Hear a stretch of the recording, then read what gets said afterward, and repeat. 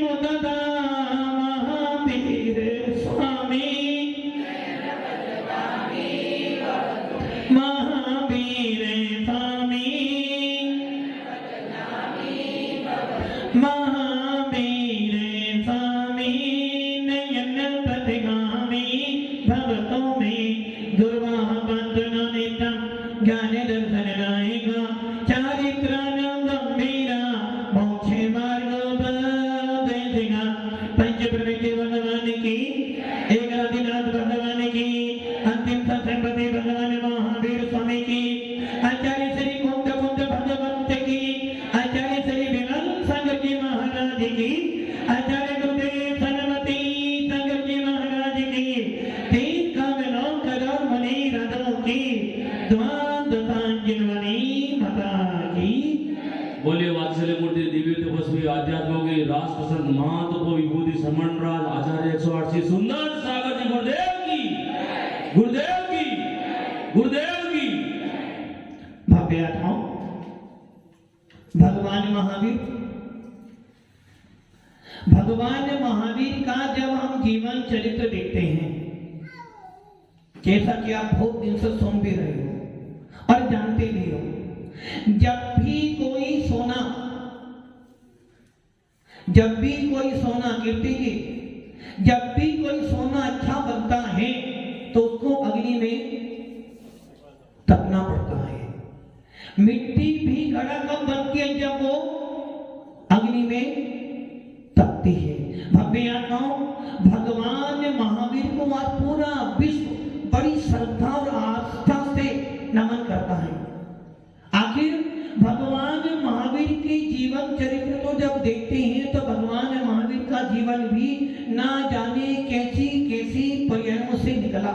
अब आप ये सोच लो कि एक तीर्थंकर जिसके जन्म होने पर, एक तीर्थंकर जिसके जन्म कल्याणक पर असंख्यात देवी देवताओं ने आनंद बनाया था, जिस तीर्थंकर के जन्म महोत्सव पर सोमदत्त इंद्र भी अपना सारा वैभव उनके चरणों में अर्पित कर चुका था, जिस तीर्थंकर के जन्म होने पर सच्ची इंद्राणी भी नतमस्तक हो गई थी, ऐसे भगवान महावीर के जन्म महोत्सव पर जहाँ इंद्र ने रत्नों की वर्षा की थी, जिस तीर्थंकर महावीर के जन्म होने पर पूरा नगर सोने का बन गया था, क्या का सोने का बन गया था, उस भगवान महावीर का जीव जब भीड़ की पर्याय में आया तो घर कैसा मिला था? उस घर में रहने का भी स्थान नहीं था। ऐसा तो सोच लो, जितने भी महापुरुष होते हैं जीवन में उपसर्ग परिचय सहन करते हैं, तब जाकर उनको इतने बड़ी विभूति की प्राप्ति होती है। अपने अपने जीवन को देख लो, जितने भी लोग यहाँ बैठे हैं अपने अपने जीवन का अवलोकन करो और अपने जीवन को याद करो, पहले क्या थे आप? पवन जी पहले क्या थे आप? जो पहले के दिन थे और आज के में बहुत बड़ा अंतर है। पहले सबने मेहनत की है। अधिक कीर्ति जी से पूछे तो पापा ने भी मेहनत की, इन्होंने भी मेहनत की, और मेहनत करने के बाद तो चीज मिलती है ना, लगता कि नहीं मैंने कुछ किया। तो भव्य आत्माओं हर व्यक्ति का, जो भी यहाँ बैठे, जितने भी व्यक्ति यहाँ बैठे, सबने मेहनत की होगी। राजवान की मेहनत की ना, बहुत मेहनत की, और आज उस मेहनत का फल है कि आज समाज में हमारा कोई अस्तित्व है। सागरमल जी चार हो, किंतु चार होने के बाद ही जब मेहनत एक ही करता है, एक व्यक्ति की मेहनत पूरे परिवार को निहाल कर देती है। जितनी ये महिला बैठी, कुछ उनसे अपने जीवन में कितनी मेहनत की होगी, और मेहनत करने के बाद आज अपना कुछ अस्तित्व स्थापित किया है। भव्य आत्माओं जब इस संसार के मार्ग में आने के लिए, इस संसार को चलाने के लिए इतना सारा उपसर्ग परिचय सहन करते हो, कितना करते हो आप लोग अपने पुराने दिन। आज यदि आप शांति से बैठकर अपने पुराने दिन देखो तो ऐसा भी दिन आया होगा कि खाने को रोटी भी गिनती से मिली होगी। वो दिन भी आए होंगे कि आपने नमस्ते रोटी खाई होगी, और ऐसे दिन भी आए होंगे कि आपने पानी पीकर भी रात काटी होगी। और बहुत दिन तो ऐसे भी आए होंगे गर्मी के अंदर भी आपको एसी कूलर एसी कूलर की तो बात छोड़ो, पंखा भी नहीं मिला हुआ। और आज इतना है कि एक काम करते हो, पूरा एसी का एसी पूरी कंपनी खरीद सकते हो। इतना पैसा आज है कि पूरा साल भर नया बसा सकते हो। तो वो दिन और आज के दिन में तुलना कर लेना। और जब पुराने दिन याद करते हो ना, तो मन में क्या होता है? जब पुराने दिन याद आते तो नहीं, वो भी दिन था कि कोई हमें पूछता नहीं। और आज ऐसा भी दिन है कि लाखों लोग हमारे नाम की जयकारा लगाते हैं। भक्ति आत्माओं से संसार के मार्ग में आने के लिए इतना सारा सहन करना पड़ता है, तो मोक्ष मार्ग में आने के लिए तो ना जाने कितनी कितनी बाधाओं को सहन करना पड़ता है। भगवान महावीर ने भी भील की पर्याय को छोड़कर महावीर की पर्याय में आने के लिए ना जाने कितनी कितनी मेहनत, कितना पुरुषार्थ किया होगा। जब जाकर पूरा विश्व भगवान महावीर की वंदना करता है। वो राजा सैनिक कौन था? राजा सैनिक देखो, आज पूरा विश्व, पूरा जैन समाज राजा सैनिक बुलाता है और कहता कि प्रथम तीर्थंकर होने वाले हैं वो राजा सैनिक जिसने भगवान महावीर को देखा। और हम कैसे हैं कि भगवान महावीर को, सागर मुनि देखा भगवान महावीर को? देखा नहीं। विजय कुमार जी देखा नहीं? देखा। किसने देखा ही महावीर स्वामी को? अरे भाई देखा तो है, क्योंकि हम जीव हैं और ये सुनिश्चित है हर पर्याय में हम जीव ही रहे होंगे। पवन जी जीव थे पहले? अच्छा, कब से जीव हो? कब से? 100 साल, 200, 500, 1000, 2000? राजू भैया कब से जीव हो? अनादिकाल मतलब? अनादिकाल मतलब काल कब से प्रारंभ हुआ? अरे भाई अनादि माने कोई शुरुआत ही नहीं है। जैन शासन कैसा? अनादि नहीं था।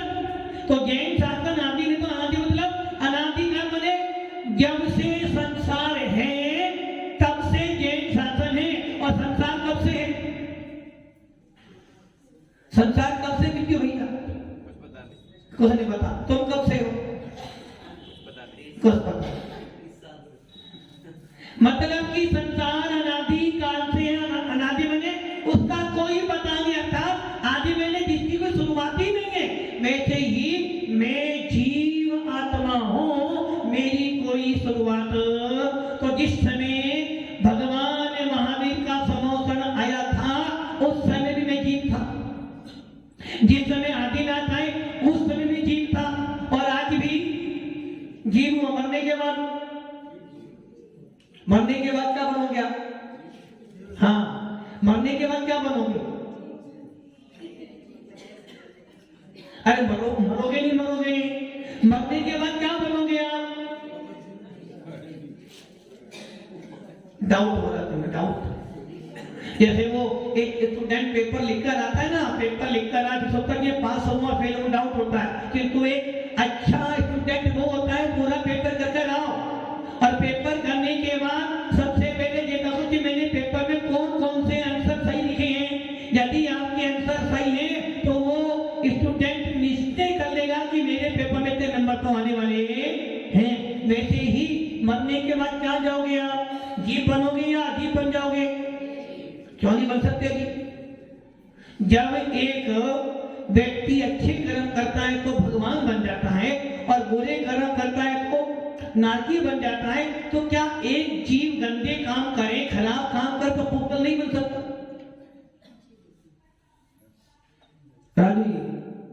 मोबाइल से यदि मोबाइल टूट जाए और इस पर पुतल से हो की वस्तु बन सकती है, घड़ी बन सकती है, पेन बन सकता है, तो तुम जीव से अजीब नहीं बन सकते? क्यों नहीं बन सकते? महाराज जी हाँ तो बन सकते हो। अच्छा, पहला गुणस्थान है? हाँ, गुणस्थान पहला नहीं है, दूसरा आ गया, तीसरा आ गया,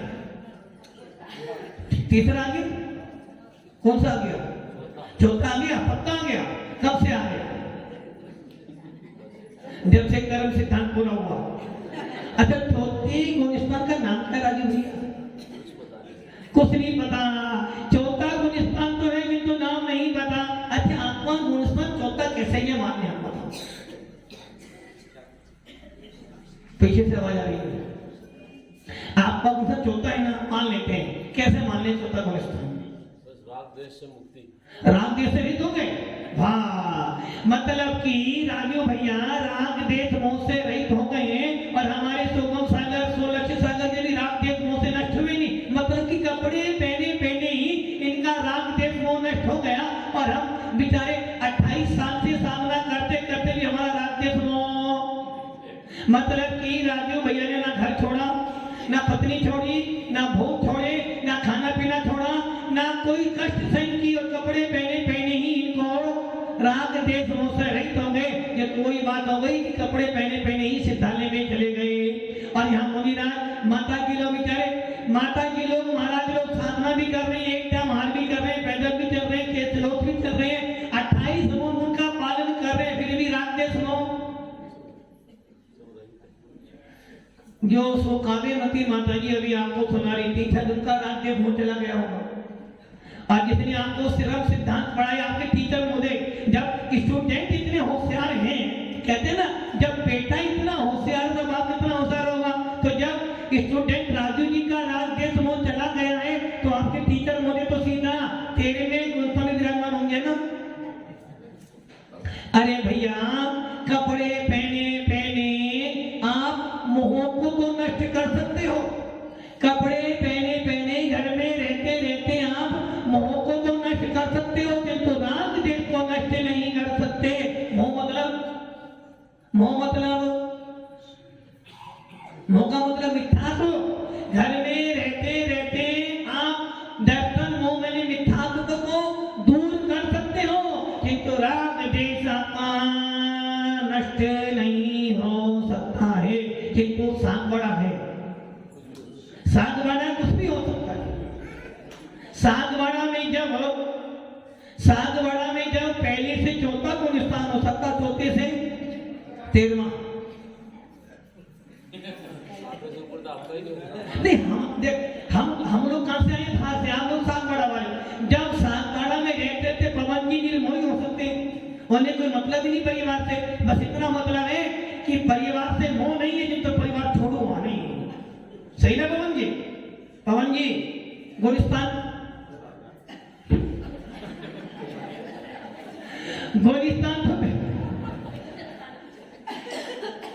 भव्य आत्माओं, यही आनंद आप एक सोच लेना, जो आनंद आत्मा का स्वाध्याय करने में, प्रवचन सुनने में आता है, वो आनंद अरबों खरबों रुपए खर्च करने पर भी नहीं मिल सकता है। और यही कारण है कि जहाँ साधु अच्छे मिल जाते हैं, वहाँ के लोग उस साधु के सानिध्य पाकर कुछ तो विशुद्धि बढ़ा लेते हैं। अब मैं आपसे पूछता हूँ, आप जिस कर्म सिद्धांत को सुन रहे थे, जिस तत्वा सूत्र को सुन रहे थे, जिस 6 डाला को आपने पढ़ा, जिस भत्तामर को आपने पढ़ा, और जिन छोटे छोटे बच्चों ने जो जिस त्रिलोक सार को, जिस 3 लोक की स्थिति जानने के लिए बड़े बड़े साधु भी नहीं समझ पाते हैं, उस 3 लोक की बातों को छोटे छोटे बच्चों ने पढ़ी। जिस कर्म सिद्धांत के लिए आचार्य कहते हैं 4 अनुयोग आपके पास में कितने हो गए? 4। प्रथमा नियोग, करना नियोग, दरगा नियोग और चढ़ना नियोग। प्रथमानुयोग कैसा है? प्रथमानुयोग कैसा है? हलवा जैसा, हलवा एक बिना कर वाला भी। महापुरुषों का परिचय हर कोई सुन लेता है। उसके बाद चढ़ना नियोग कैसा है? चढ़ना नियोग है कांटों पे चलने वाला रास्ता है।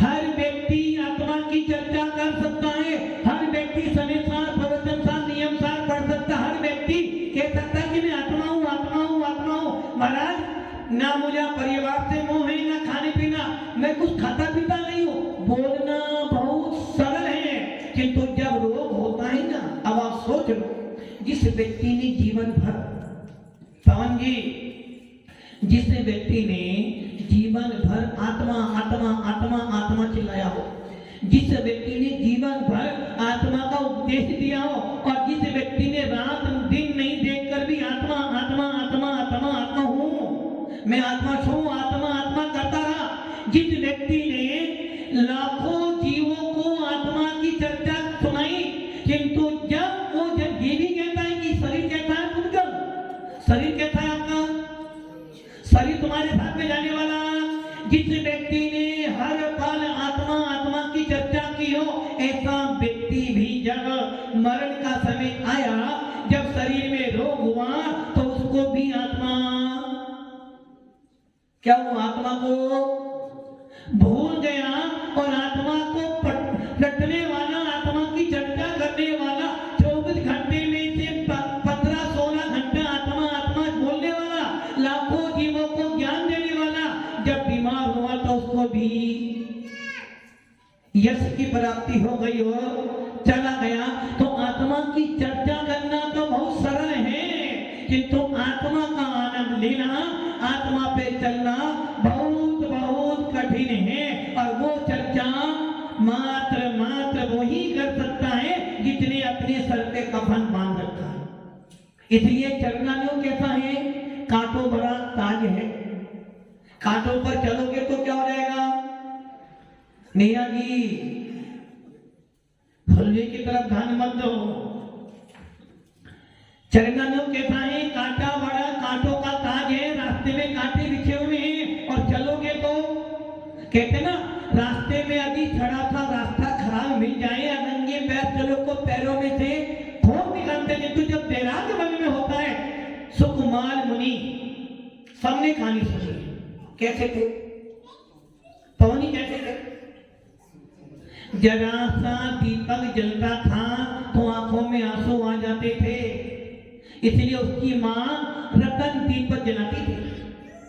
उनके माँ जब वो खाना खाते थे, यदि खाना खाते समय एक चावल भी कठोर आ जाता था तो उनको जपता नहीं था, इसलिए उनकी माँ कमल के अंदर जो पत्ते, कमल के अंदर चावल रखकर वो चावल खिलाती थी उसको, जिस माँ ने उसके पैरों के लिए, अब सोच लो, राजा नहीं था, सेठ था, जिसकी माँ ने अपने बेटे के लिए रतन कंबल की जूतियां बनाई थी।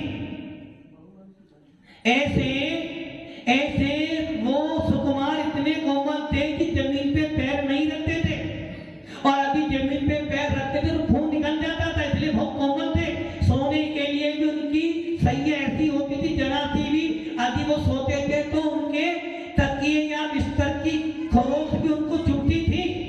भव्य आत्मा ऐसा वो कोमल बेजिए, जब मन में विराग आया तो उस कोमलता वाले जीव ने भी नंगे पैर दौड़े जा रहा है, खून टपक रहा है, कांटे चुभ रहे हैं, किंतु लगन काय की थी, बस एक ही लगन थी, और जिसको आप बार बार सुनते हो,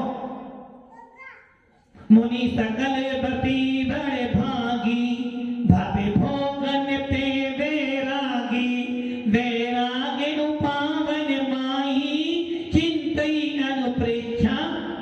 जब आत्मा की लगन लग जाती है, जब आत्मा के प्रति उपयोग लग जाता है तो कांटे सूल कुछ दिखाई नहीं देते। जितने भी ये मंच पर बैठे ना, जितने त्यागी बैठे बैठे, इनके जीवन में ऐसे सबके जीवन में जित आए हैं। घर से निकलना, बहुत सौभाग्यशाली वो जीव होते हैं, बहुत पुण्यशाली वो जीव होते हैं जिनके माता पिता परिवार के लोग राजी राजी निकाल देते हैं। उनमें सुकाव्यमती माता जी का नाम सबसे पहले, उनके परिवार ने कभी नहीं रुका, बेटा धर्म का बचपन से ही धर्म करने की प्रेरणा थी। किंतु मैं आता हूँ, जो आपके टीचर हैं, जिन्होंने आपको पढ़ाया है, यदि उनका जीवन देखोगे, माता पिता ने बहुत अच्छे संस्कार दिए, बहुत अच्छी शिक्षा दी, और ऐसी शिक्षा दी कि सूर्य मंदिर जाना, साधुओं को दान देना, अच्छी से अच्छी पढ़ाई करवाई, इंजीनियर भी बना दिया। किंतु जब पता चला कि ये तो लड़का भी देख लिया, शादी करनी है, किंतु जब पता चला ये तो अब जाएगी, तो अभी क्या हो गया, बस पैर बांध लिया। जैसा पैर सुकुमार जब मुनि बना तो उसकी माँ ने पैर को बांध लिया, बेटा तूने ने अपने बेटे को खाया। अब आप सोच लो, जब मुनीराज के मन में वैराग आ जाता है तो वो फिर देखते नहीं क्या करना है, इसलिए चरणानों के था काटो बड़ा मार्ग है। और उसके बाद तीसरा लोग है आत्मा का मार्ग। तरकारियों भारी तो है, बाटी है बाटी, और बाटी खाने के लिए पवन जी, बाटी खाने के लिए नहीं जी नहीं, दांत चाहिए दांत। तो बाटी खाने के लिए दांत नहीं तो दरवाजों बाटी जैसा है, खाने में अच्छा तो लगता है किंतु पचाना ज्यादा खा लोगे तो। और जो कर्म सिद्धांत आप पढ़ रहे थे ना कर्णालियों, जिसको पढ़ने के लिए बड़े बड़े साधु भी डरते हैं कि कर्म सिद्धांत को आपने 4.5 महीने झेला। कितने महीने?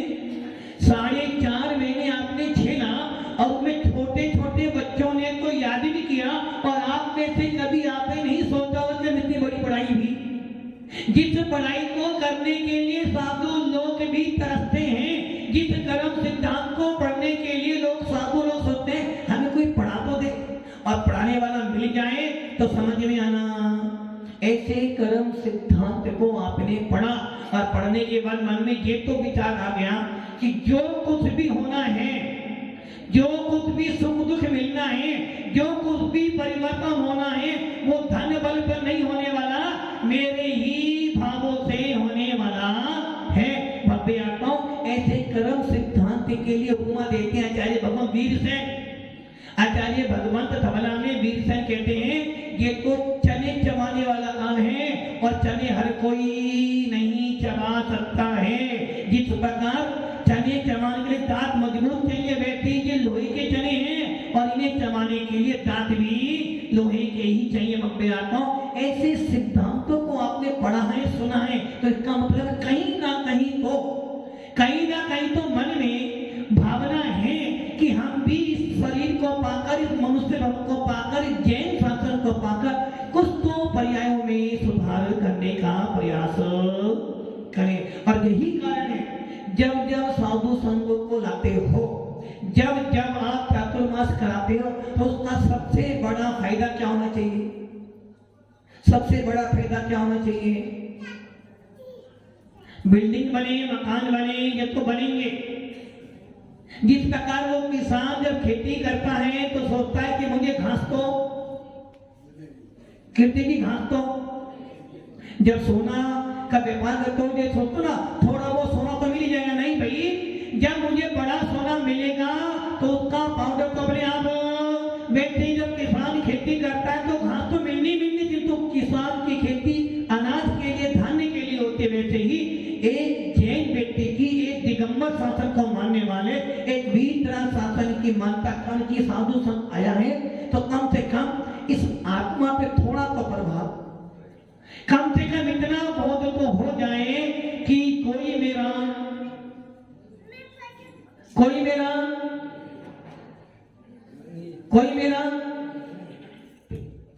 सागर मंदी, कोई मेरा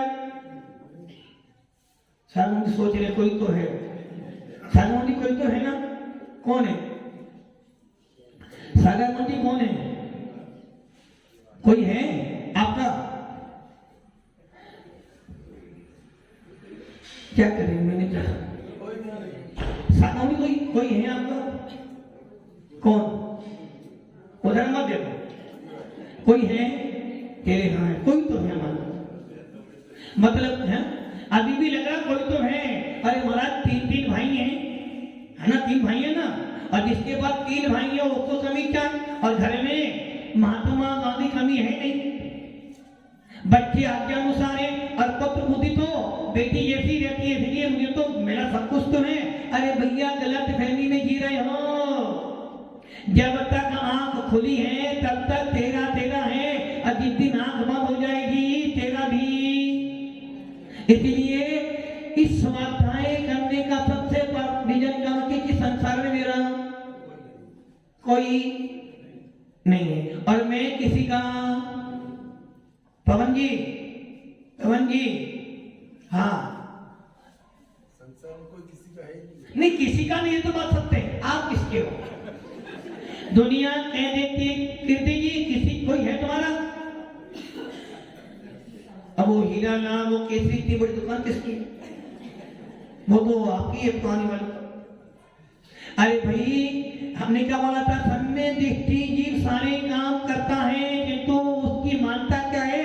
ये कुछ भी मेरा नहीं है, जो मिलाए सब ही रह जाएगा। इसलिए ये तो विचार कर लेना कि मेरा कोई नहीं है। ये तो सब बोलते हैं किंतु मैं किसी का, यदि मेरा कोई है तो कौन है? कौन? धर्म ही सच्चा साथी है, जैसे दीपक बाती है, छोटे ना धर्म शरण हो आत्मा। मात्र 4 ही शरण है। कितनी शरण है? अनंत शरण, सिद्ध शरण, साहु शरण और केवली प्रणधर्म, मात्र यही शरण है। और जिसने गुरु की शरण ले ली, समझ लेना वो एक दिन कभी ना कभी तो एक दिन सिद्धालय में विराजमान होगा। इसलिए मैं भी आता हूँ, जीवन में संघर्ष आते हैं, उन संघर्षों पे जो विजय प्राप्त करता है वही भगवान महावीर जैसे सूरवीर होते। तो हम सब भी जीवन में संघर्षों को अपनाएं और अपने जीवन को दिल बनाएं।